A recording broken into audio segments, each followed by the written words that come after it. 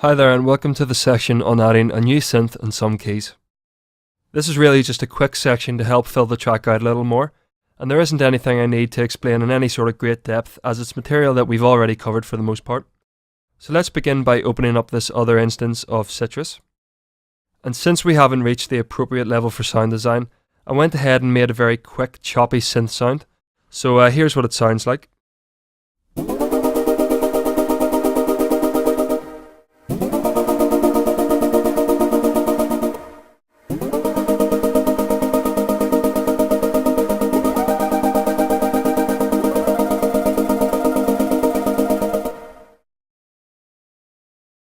Now in the piano roll you'll notice that the chords are all sustained, because this is an exact copy and paste of the pad progression, but it doesn't sound like they're being held the same way because there's something called an LFO modulating the volume in the synth, and through that modulation we end up with this 16th note pattern.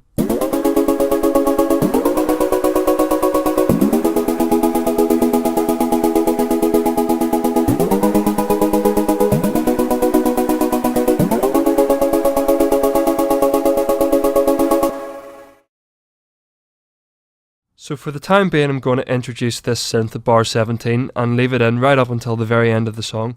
Changes may be made down the line as it will sound repetitive in this way, but it will do for now.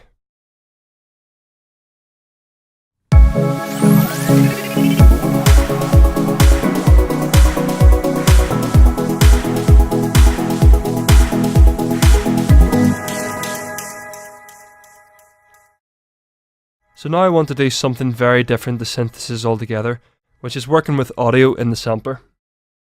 We covered the properties of the sampler to some extent in the first video, but we may need to look at a few more parameters. So first let's go into the browser and bring in the key layer on the new pattern, which is this.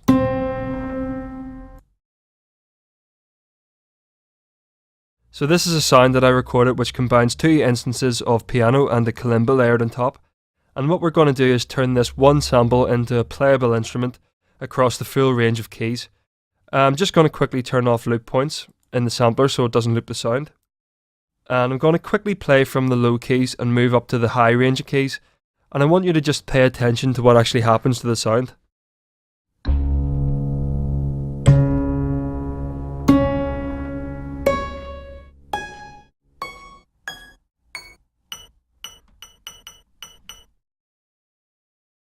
So you should have noticed that the lower notes sustain for longer than the higher notes. And in fact, in the very high range the sound sort of turns into a mere blip than anything else. Now one way to fix this is to change the stretching algorithm to stretch mode.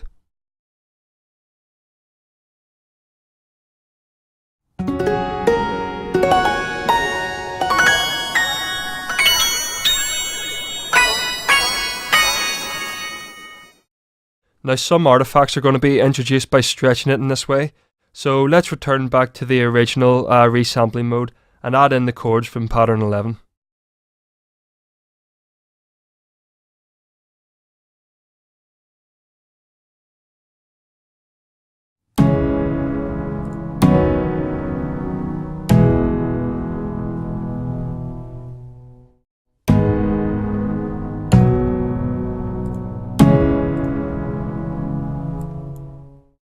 Okay, so the final thing I want to do with this sound is use the arpeggio function. We already looked at functions like these in the first course, such as the randomizer and the arpeggio mode within the piano roll.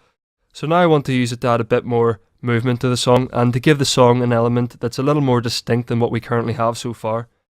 So let's click on the third tab here within the sampler, which brings us to the miscellaneous section. From the arpeggiator we can choose different directions in which the arpeggio moves, different ranges as well as timing and gating. And what I'll do is go through different settings until I find something that sounds good, and we'll play it back in full context to see if it works too.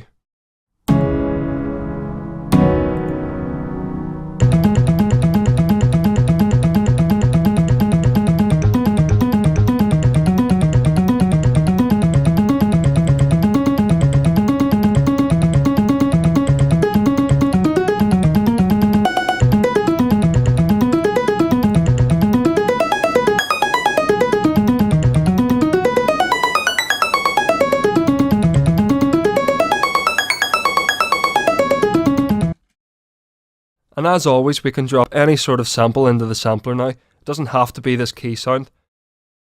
I have a couple of examples in the folder to give you a quick demonstration before we quickly wrap the video up.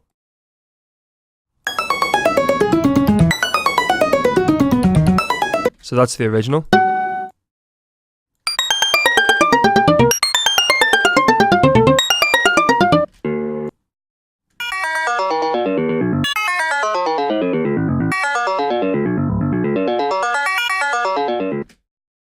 Okay, that concludes this section. Next up, we're going to be looking at using more automation, which we will be familiar with from level 1.